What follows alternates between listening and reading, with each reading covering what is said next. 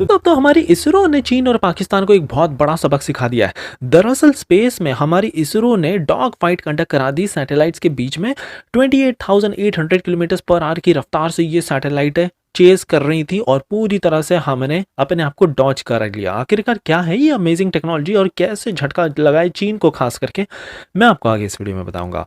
भारत ने तो बस अपने टेम्पररी डैम्स को ही ऑपरेट किया कि 21% की शॉर्टेज ऑलरेडी यहां पर न्यूज फैलने लग गई पाकिस्तान में। जी हां, आपने बिल्कुल ठीक सुना। अब तक तो भारत ने एक प्रॉपर डैम भी नहीं बनाया और पाकिस्तान की तो अभी से ही हालत टाइट है। आखिरकार कैसे ये पूरे पाकिस्तान को बर्बाद कर देगा, ये भी मैं आपको आगे इस वीडियो में बताऊंगा।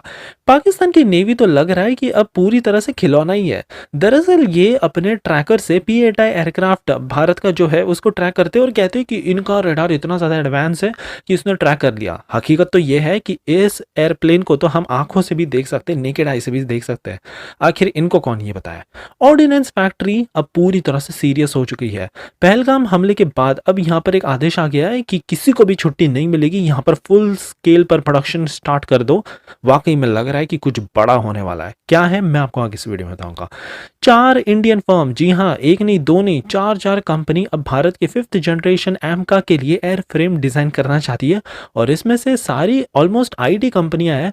जो काम ये करने जाएंगी ना, आप सुनकर पूरी तरह से चौंक जाओगे।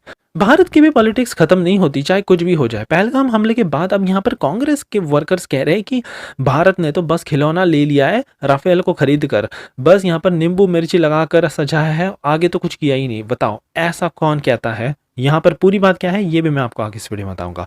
और फाइनली देखेंगे कि कैसे भारत 5.5 नहीं अब 6th जनरेशन फाइटर जेट के कॉन्सेप्ट मॉडल पर भी काम करने लग गया है। इसके फीचर सुनकर तो आप भी पूरी तरह से चौंक जाओगे। काफी इंटरेस्टिंग हमारी आज की ये सीरीज होगी, इसलिए प्लीज आप एंड तक बने रहिएगा। विदाउट एनी फर्दर डिले सीधा बढ़ते हमारी पहली खबर की तरफ से जो इसरो के पास से आ रही है। अब यहाँ पर इसरो ने एक रिमार्केबल डिस्प्ले दिखा दिया ऑफ टेक्नोलॉजिकल प्रूवनेस। रिसेंटली इसरो ने successfully sophisticated dog fight space में कराकर दिखा दिया। पूरी तरह से यहाँ पर मॉक ड्रिल जैसा ही किया गया था। हमारी ही दो सैटेलाइट से, एक थी चेजर और दूसरा था टारगेट। 28,800 किलोमीटर पर आवर की स्पीड में तो इन्होंने मन्यूवर कर दिया, जो कि किसी भी कमर्शियल जेट से 28 टाइम्स फास्टर है। जी हाँ, आपने बिल्कुल ठीक सुना है। और ये सारी जो अचीवमेंट्स है ना, ये देखकर तो चीन भी पूरी तरह से चौंक गया, क्योंकि अगर कल को लड़ाई होती है सबसे पहला टारगेट हमारी सैटेलाइट बन जाती है। ऐसे में चीन और पाकिस्तान चाहेंगे कि भारत की सैटेलाइट को ही उड़ा दिया जाए। तो ऐसे में भारत की सैटेलाइट इतनी ज़्यादा एडवांस है कि अपने आप ही ये डॉज कर लेंगी चाहे कुछ भी हो। और ये सब जो मनूवर करना है ये इतना आसान नहीं है। सबसे पहले तो हमको एक बहुत ही स्ट्रॉन्ग कम्युनिकेशन बिल्टअप करके रखना पड़ता है हर time, inter satellite communication link के जरिए। और दूसरा, ये सैटेलाइट केवल 220 केजी की ही है। 28,800 किलोमीटर पर आवर की रफ्तार से तो ये उड़ती जा रही है। तो ऐसे में पोजीशन बहुत ज़्यादा मैटर करती है, कुछ भी हो सकता है। लेकिन भारत ने तो, हमारी इसरो ने इसमें महारत हासिल कर ली है और ये देखकर पाकिस्तान की तो बहुत ज़्यादा जली है। हमारी अगली खबर पाकिस्तान के पानी की तरफ से आ रही है। अब ये पाकिस्तान पानी के लिए रोने लग गया है। जी हाँ, यहाँ पर पाकिस्तान की ही एक कमेटी ने एडवाइजरी जारी कर दी, कह रहे कि 21% वाटर शॉर्टेज आने वाली है खरीफ सीजन में। पूरा पाकिस्तान इससे बहुत ज़्यादा इफेक्ट होगा।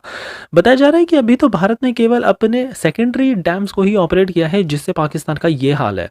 सोच कर देखिए, अगर हमने एक प्रॉपर डैम बिल्ट कर दिया इंडस रिवर पर, पाकिस्तान में तो 80% सारा पानी खत्म ही हो जाएगा। क्योंकि करेंटली हाल देखा जाए तो केवल भारत 20% वाटर यूज करता है इंडस रिवर से और 80% पाकिस्तान में ही चला जाता है। बट अब ये जल्द ही चेंज होने वाला है। और यहाँ पर पाकिस्तान खुद कह रहा है कि पहले चेनाब रिवर में 25 से 30 फुट पानी रहता था और अब तो केवल 1.5 से 2 फीट पानी ही है। भारत ने जो 2 डैम डेवलप किए हैं, इतना ज़्यादा तबाही मचा रहे कि इससे ही ये उभर नहीं पा रहे। तो आप सोच कर देखिए, पाकिस्तान आने वाले समय में बहुत बड़े क्राइसिस से गुजरने वाला है। हमारी अगली खबर पाकिस्तान नेवी की तरफ से आ रही है। इनकी कॉम्पिटेंसी अब पूरी तरह से खत्म हो चुकी है। ये तब प्रूफ हो गया जब इन्होंने इंडियन नेवी के P-8I मैरीटाइम पेट्रोल एयरक्राफ्ट को ही ट्रैक कर लिया, जो कि बोइंग 737 बहुत ही भारी भरकम बड़ा एक एरोप्लेन है, पैसेंजर के लिए भी यूज किया जाता है। ये ट्रैक करके कह रहे हैं कि अरे हमारे पास तो बहुत ही एडवांस टेक्नोलॉजी है, हम तो स्टेल्थी एयरक्राफ्ट को भी ट्रैक कर लेते हैं। इनको ये नहीं पता कि ये एक प्रॉपर एरोप्लेन है और इसको नेकेड आई से भी देखा जाता है। और जैसे ही ये इन्होंने अपने ट्विटर पर पोस्ट किया एज एन अचीवमेंट, इनकी तो पूरी दुनिया ने जमकर खिल्ली उड़ाई, ऑनलाइन पूरी तरह से इनको मौके कर दिया। और यहाँ पर साफ-साफ दिखता है कि पाकिस्तान नेवी अब कितनी ज़्यादा कॉम्पिटेंस बची है इनमें। हमारी अगली खबर ऑर्डिनेंस फैक्ट्री की तरफ से आ रही है। पहलगाम हमले के बाद यहाँ पर ऊपर से आदेश आ चुके हैं इस फैक्ट्री को कि किसी को भी छुट्टी नहीं मिलेगी। जो भी ऑलरेडी छुट्टी थी सारी कैंसिल कर दी जाए। आने वाले समय में जब तक ऑर्डर नहीं आते तब तक कोई जल्दी छुट्टी नहीं ले सकता। ये अनाउंसमेंट इसलिए इतनी ज़्यादा इंपॉर्टेंट है क्योंकि ये फैक्ट्री में, ऑर्डिनेंस फैक्ट्री कानपुर में, अम्यूनिशन, स्पेयर पार्ट्स, रिवॉल्वर से लेके sporting rifles, family of weapons, small ammunitions, फिर vehicles and equipment, civil trades और कई तमाम ऐसे मॉडर्न इक्विपमेंट्स बनाए जाते हैं जो जंग के मैदान में बहुत ही ज़्यादा काम के होंगे। ऐसे में अब यहाँ पर फुल स्केल में इस फैक्ट्री को ऑपरेट किया जा रहा है। अब हमारी अगली खबर भारत के 5.5 जनरेशन एयरक्राफ्ट की तरफ से आ रही है। अब यहाँ पर भारत की कंपनियां तो कूद पड़ी हैं, कह रही है कि हम डिज़ाइन करेंगे इसका एयरफ्रेम डिज़ाइन, और अब जल्द ही भारत इसका कॉन्ट्रैक्ट अवार्ड करने जा रहा है। एडीए द्वारा वैसे तो इस पूरे एयरक्राफ्ट को डेवलप किया जा रहा है अंडर मिनिस्ट्री ऑफ डिफेंस, लेकिन अब यहाँ पर Infosys, Tata consultancy services, L&T technological services और साइंट लिमिटेड जो कि हैदराबाद बेस्ड कंपनी, ऐसी कंपनीज निकल कर आई है। आप सोच रहे होंगे इन टेक कंपनीज का क्या काम है इस एयरक्राफ्ट की मैन्युफैक्चरिंग को लेकर, तो मैं आपको बता दूं, इन्फोसिस लिमिटेड के पास expertise in digital transformation and AI powered engineering solutions. तो वहीं टीसीएस, ये तो ऑलरेडी इंजीनियरिंग सर्विसेज प्रोवाइड कर रहे हैं Rolls Royce, Jaguar, land rover और कई तमाम बाकी के बड़े बड़े इंजन्स और कंपनी मैन्युफैक्चरर्स को भी। एल&टी टेक्नोलॉजीज का काम यहाँ पर है बेसिकली रिसर्च एंड डेवलपमेंट में, ये बहुत ज़्यादा फोकस्ड है। ऑलरेडी ये कई तमाम एक्सपीरियंस लाते हैं इन मटेरियल कॉम्पोजिशन और इंजीनियरिंग एक्सपर्टीज।